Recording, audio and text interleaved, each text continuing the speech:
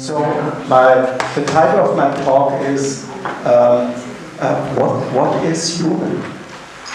And what is humanness? I think this is we all are talking about humanness and we think what it is. For me, this is a lifelong question and lifelong search. So to start with that, first let us listen to a song of the Magic Flute by Mozart. Then these hollow halls, it was a song of Sarastro in the Magic Flute. Within these hollow halls, one knows not revenge, and should a person have fallen, love will guide him to duty.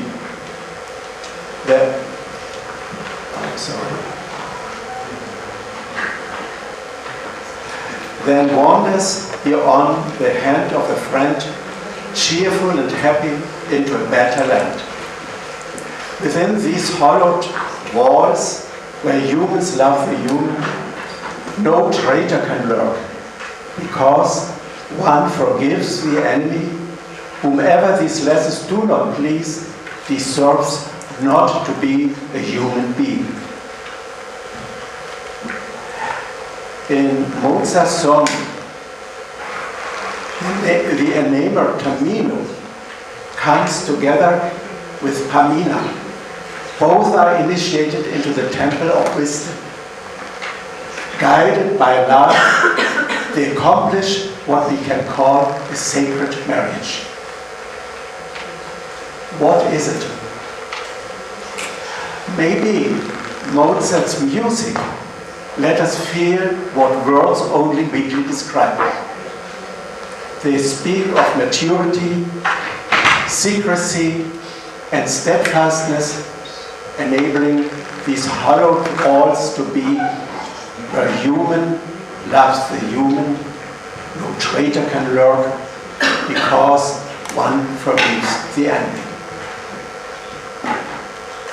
And then the song closes with the intriguing words, whomever these lessons do not please deserves not to be a human being.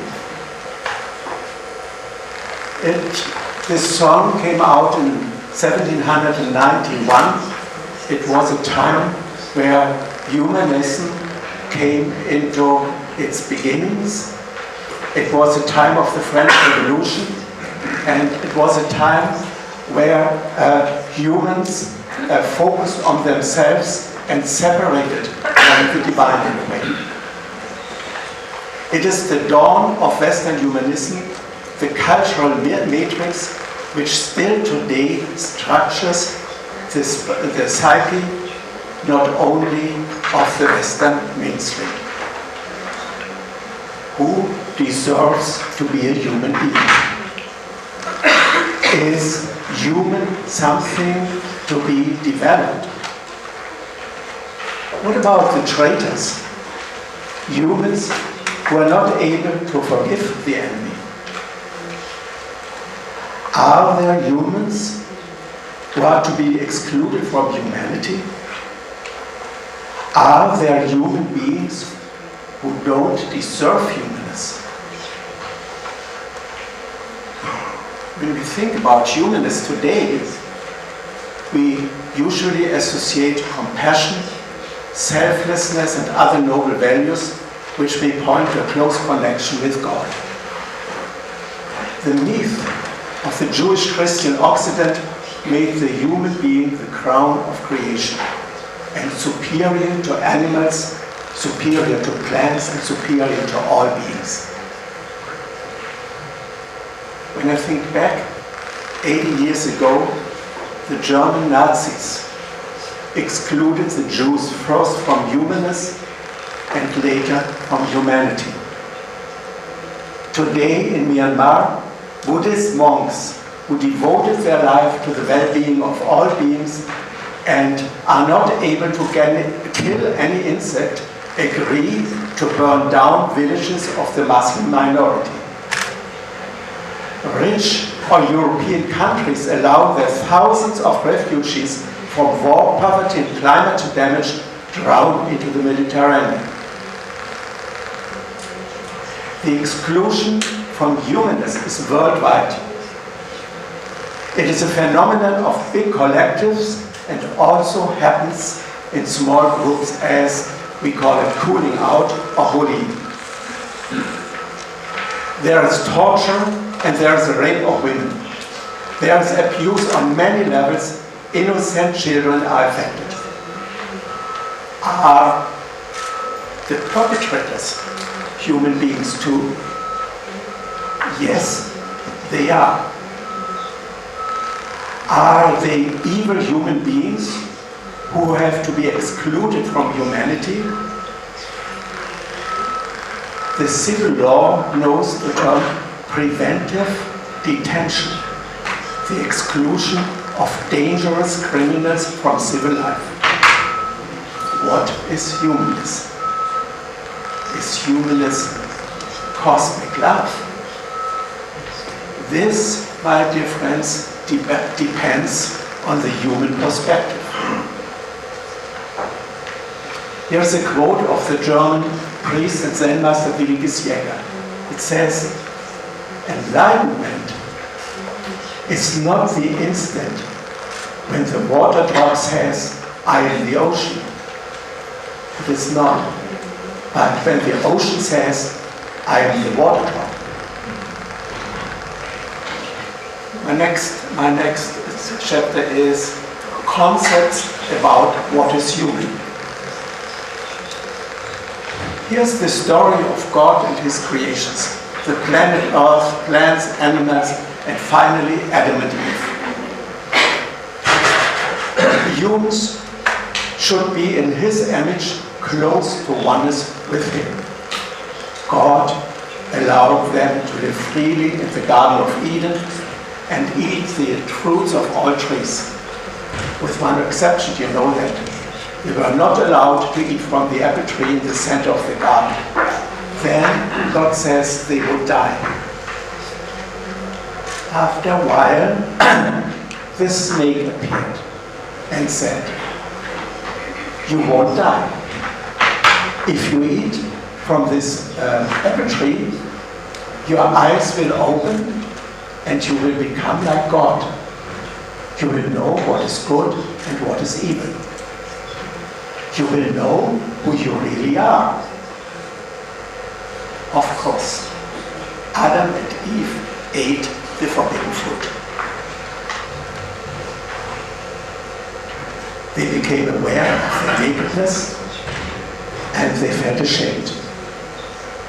They were aware of themselves and they felt as traitors of God and hid from his face. God reacted with damnation.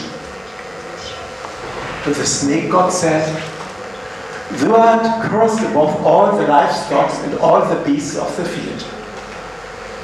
And God said, I will put enmity between thee and the woman, and between your seed and her seed. God threw Adam and Eve out of the paradise. Adama in Hebrew language means earth, spread out into the four winds. Eve means snake, female snake. The earthling, the man, was spread out on earth. So was the woman. Her female power was cursed. The big separation from God, God above in heaven, Adam and Eve, guilt-stricken, spread out into the four winds. They were homeless. Man above, woman below, or nature below. Heaven's doors were closed and guarded by Archangel Michael with a sword. This is a very old story, but it is a powerful one. It is very efficacious for more than 2 millennia. The story tells us what human is and what is the divine. Separated from God, the human being knows what is good and what is evil. Alienated from God, the human being allegedly knows what is good and what is evil. God said to the man, "Out of your grove you shall eat bread until return to the ground from which you were taken." God said to the woman, "I will intensify your toil in childbearing. In pain you shall bring forth children. Yet your urge shall be for your husband, and he shall rule over you." God set enmity between the snake and the woman. The snake will step in your heel, and you will step on her head. So far the story. Once I saw a client. He said that he felt lost in the universe and that even God can't find him anymore. His story was about panic and overwhelming existential fear. He was not able to be on earth. His life was describing the condition of the human disconnectedness. Fear of becoming mad, fear of death is the basis. Western people are used to think in categories of individual distinction. There is, for example, the free will. What do I want? And what do you want? What is mine and what is yours? Particular psychotherapists are attached to this view. Often it is about mama and papa and how the story returns in adult relationships. But our parents also were human beings who are part of their ancestral road, part of their social, intellectual, and spiritual field. We don't come out of families detached from the context. There is a Californian yoga teacher and psychotherapist, transpersonal psychotherapist, Mariana Kaplan. She coined the term of spiritual matrix in the end of the 1990s. And then, of course, there's Rupert Sheldrake. In his biological research, he came out with the terms morphogenetic field, respectively morphic fields. Hellinger talks about the healing field. These fields are gigantic networks for all, and they are form-giving for all beings. And humans are embedded in that. Maybe these fields can be related to what the Indians call the Akasha coding. The morphic field of the so-called Jewish Christian Oxford coins and colors individual life, collective and political decisions, and what many people, Western people, feel and what many people experience as the spiritual. This morphic field gives form to what Western people believe to be human, what is the inanimate and what is the living nature. This means that even if a human individual is aware of him or herself, then apparently this being does not seem to live their essence, to live from the place who this being really is. The field gives form to their lives, and in the field they are separated from God, from animals, from plants, from the earth, from fire, from water, and from the air. Men and women are separated, and both are separated from themselves. And because of these many splits, because of alienation, and because of separatedness, there is an ongoing fight on many levels. This fight prevents intimacy between men and women. Maybe the prevented intimacy between men and women is the core of our story. What is human and what is it not? Fighting and ruling averts intimacy between men and women, and between men and between women. Fighting prevents the human's intimate relationship with the world, with the oneness and with the interrelatedness of our world, which would be just another word for the intimate connectedness with the divine.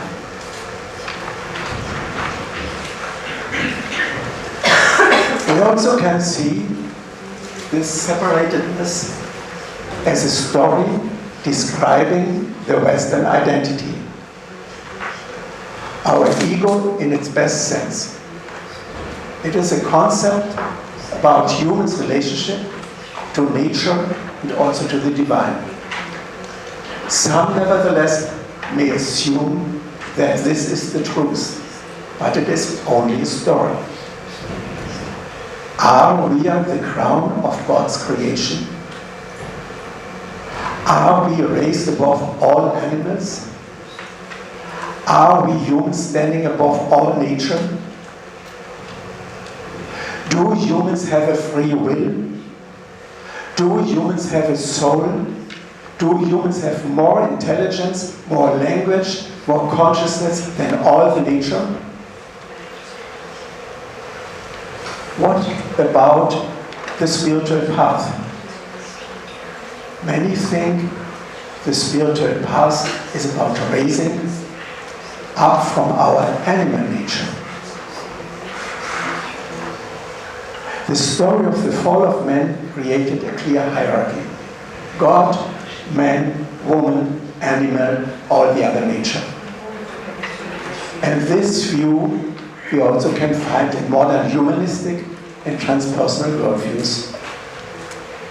For example, there is the human body and its basic needs, the social conventions to make possible a living together, the ego strength as a regulative and agent for a free will, then the lower self, then above the higher self. And what is coming from above, leading our lives, gives direction and meaning. Are humans very special among all the other animals? Are they the only beings with a soul carrying a spark of God in them? Here I give you a quote of the book Homo Deus of Yuval Harari. It says, in 2012, July 7, leading experts in the field of neurobiology in cognitive sciences at the University of Cambridge signed the Cambridge Declaration on Consciousness, which says, convergence evidence indicates that non-human animals have the neuroanatomic, neurochemical, and neurophysiological basis to create conscious states as well as to show intentional behavior. The weight of this evidence thus suggests that humans are not the only ones who have the neurological functions which generate consciousness. Non-human animals, including all mammals and birds and many other creations, including cuttlefish, also have these neurological foundations. But the public belief of the hierarchical order is still very strong. And it is not only a Western story. In my work in China, once a student said to me, when you're an animal in China, you have a very bad destiny. Humans presume to have the right to repress wild animals to remote corners of the planet. I once saw a children's puzzle, and on the picture of this children's puzzle we could see there was a tiger and a giraffe and a rabbit, and they were playing together. This is how many adults present the world to their children, but it is a lie. In the real world, the picture is a cow and another cow and another cow, then a pig and another pig, and a chicken and another chicken. The World Agricultural Report of 2018 says that humans repressed 83% of wild living animals, replacing them by domesticated ones.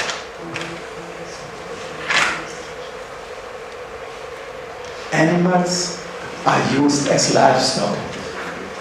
Animals become optimized with the intention to become well-tasting flesh, and they have to live under cruel conditions. In the ears of many cows, pigs, sheep, there is a digital information about their weight, the quality of flesh, and time and place of their death. The only sense of their lives is to become food, to become cheap food. The idea to see animals as soulless, as mechanical beings, is due to the human attitude to exploit and to kill them. Why do humans eat animals? Even if it is destructive for the planet, even if it is destructive for ecology and also for their own health. Because then a human being can feel superior to other beings. Many spiritual traditions teach also to defeat the animal inside the human psyche. There is a tendency to ascribe, to attribute the so-called negative emotions, greed, hatred, destructivity, and so on, to our so-called animal nature.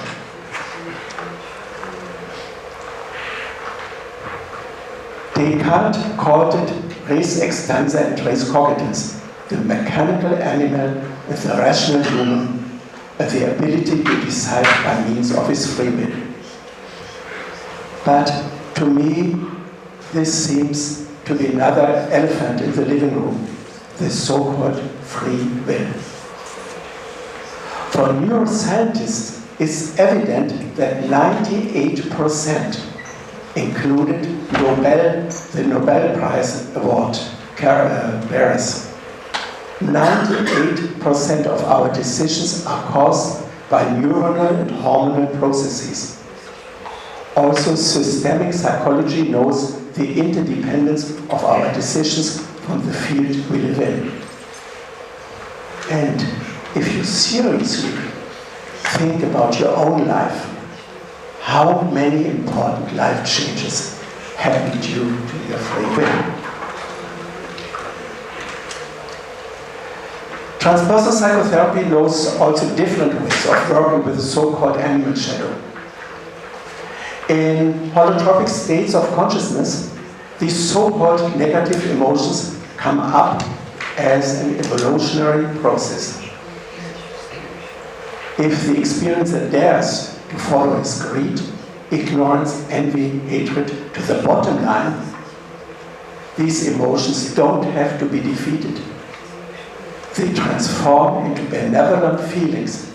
Ignorance can transform into humbleness, envy to gratitude, greed to divine urge, hatred to dissolution, and all-encompassing love. Sometimes also people have experiences of wild animals. Here is a personal story of mine. Some time ago, I personally was on a shamanic journey on the River Nile. From there I did a walk into the Egyptian desert. I walked alone up and down the sand hills of the Sahara. I felt encompassed in a silent energy. All of a sudden, maybe 30 or 20 meters in front of me, a wolf appeared. It also came from one of the hills. In this moment, I was not afraid, but I felt very existential.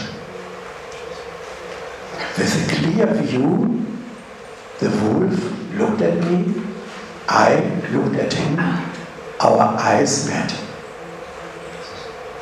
2 or 3 minutes just stillness. Then, silently, the wolf turned away. I felt that I hadn't to go anywhere. I didn't have to reach out for anything and anyone. With now trembling knees, I felt arrived. There was no hierarchy between the wolf and me.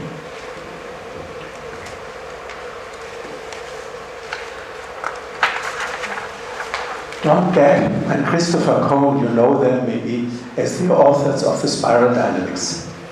They say that it is possible to overcome the trap of self-centeredness and narcissism when humans again become sensitive of the animal and plants world. When they are speaking with plants, resonating to the energy of a trout in clear waters, listening to the voices in the jungle and discover the soul of the jungle. Maybe then we'll be able to let in the snake's voice, Eve's song of female power, without blaming it from a point of male arrogance, which is fear of losing one's identity. Being lost in chaos and dissolution is a particular fear of death. Eve's voice.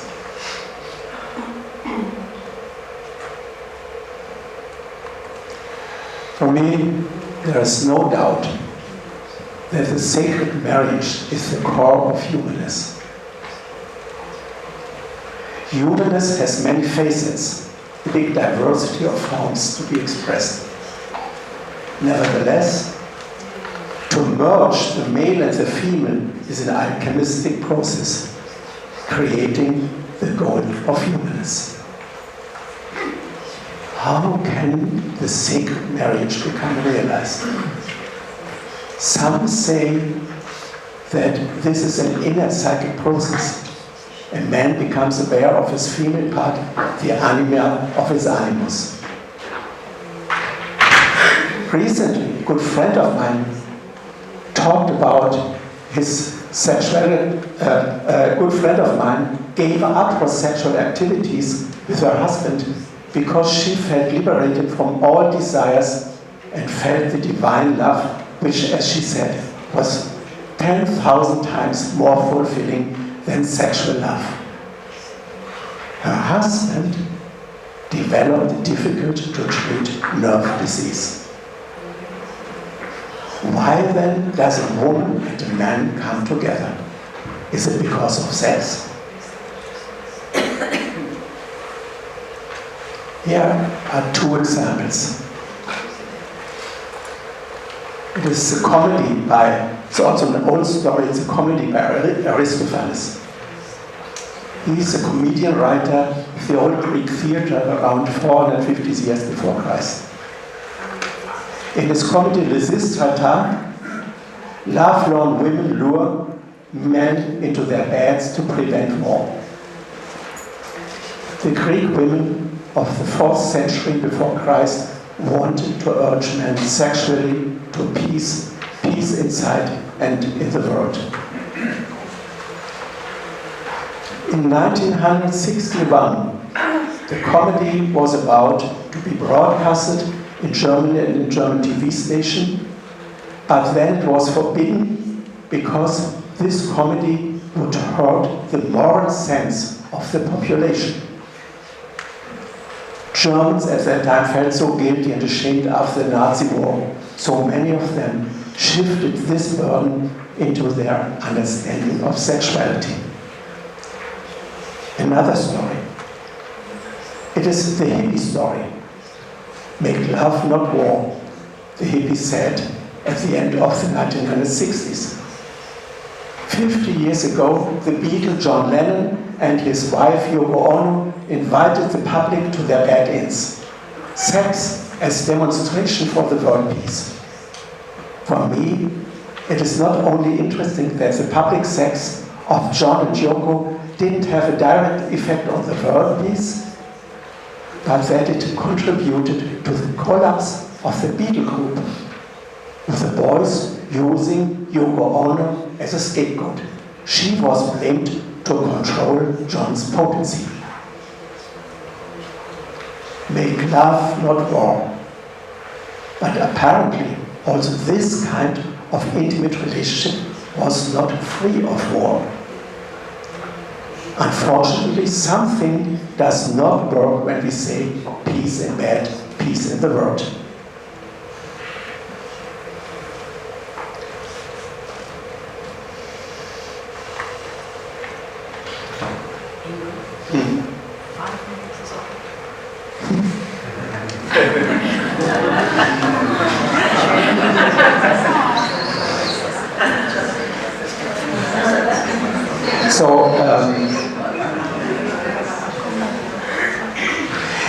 What I said, the sacred marriage, I wanted to talk a little bit longer about the sacred marriage. And what is the main reason of the sacred marriage? That it's a sexual relationship, and that as long this sexual relationship is directed through our mind, through our free will, through our desires, as long there is war in this sexual relationship. Only when we see that this sacred marriage is a journey comparable to the perinatal journey. For those of you who know the perinatal stage of consciousness, only when we see that the sexual journey and the couple's journey is this perinatal process with all its existential highs and depths, only then it is a moment where the couple helps each other to let go of their egos and prepares an ego death.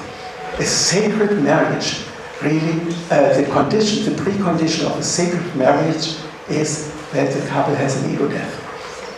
Only then sexuality can be lived in peace. And then what we discovered is very interesting. Then sexuality becomes a very impersonal process. Then we see that all our evolution is an erotic process, and we are part of this evolution, bringing together the male and the female energy. For this, it's very important that men and women still meet. Only to do this as an internal process, very often it's a light version of the whole thing. That's my experience. So, but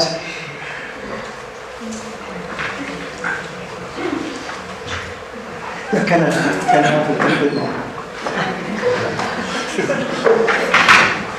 So I will bring it together, and I think this is important. We humans are incredibly attached to our stories. They don't have to be true, but they are creating some kind of order for the individual and collective life. This is the intention of each religion. Religion is not interested in truth. It creates stories of salvation and comfort. Science also is not very much interested in truth.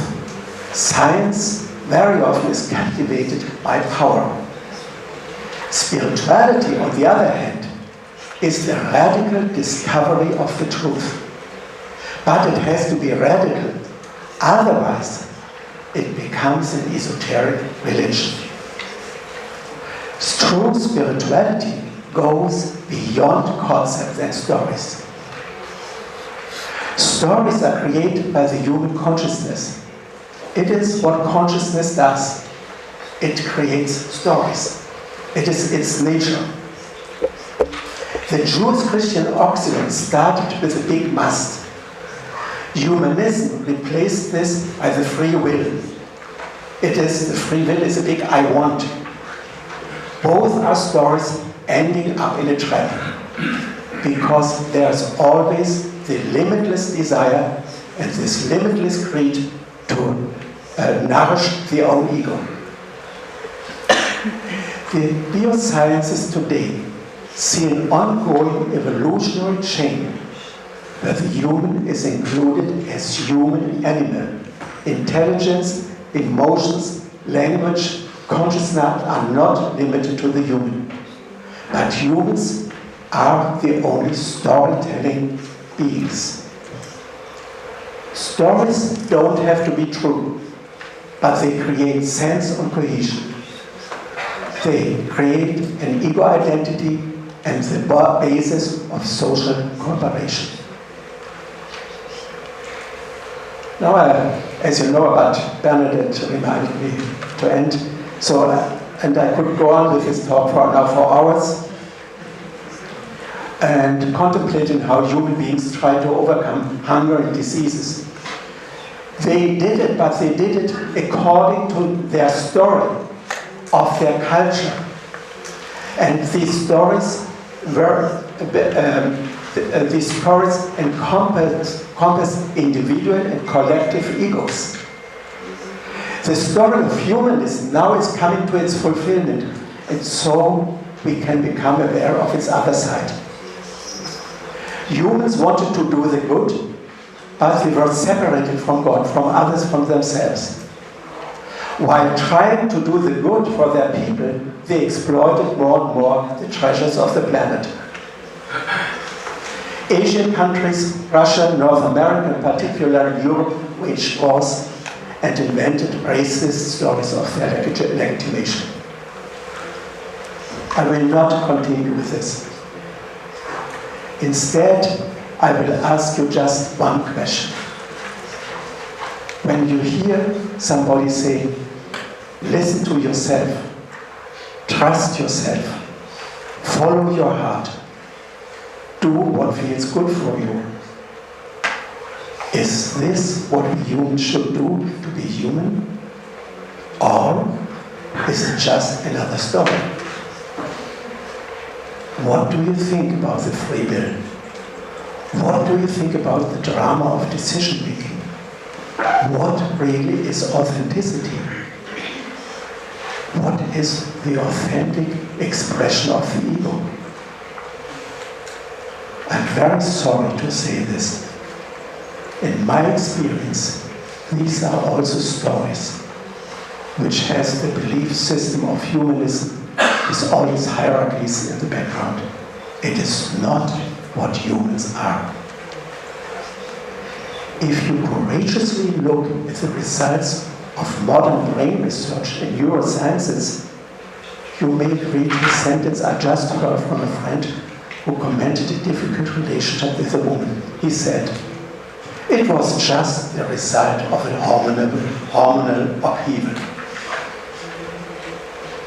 Today, the human beings strive to create the human being by its own tools, by artificial intelligence, by biological computer science. The human being will become God and will live eternally. To overcome suffering, disease, old age, and death was the reason why Buddha left his father's kingdom. Nowadays, it is more and more in the hands of pharmaceutical scientists. To create happiness, pharmacology today seems to be much more efficient than spiritual traditions and their advices. The human being will become a set of algorithms. In my age, particularly if people are spiritually interested, many of them become traditionalists when they talk about these things. They feel upset when they hear that living organism just follows algorithms. They oppose and raise the flame of the human uniqueness and godlikeness. Often they are not aware that they advocate the story of Adam and Eve, the fall of man, and the exploitations of the planet. We cannot fight against the evolution because we are the evolution ourselves. We only can surrender, and sometimes this is a true ego death.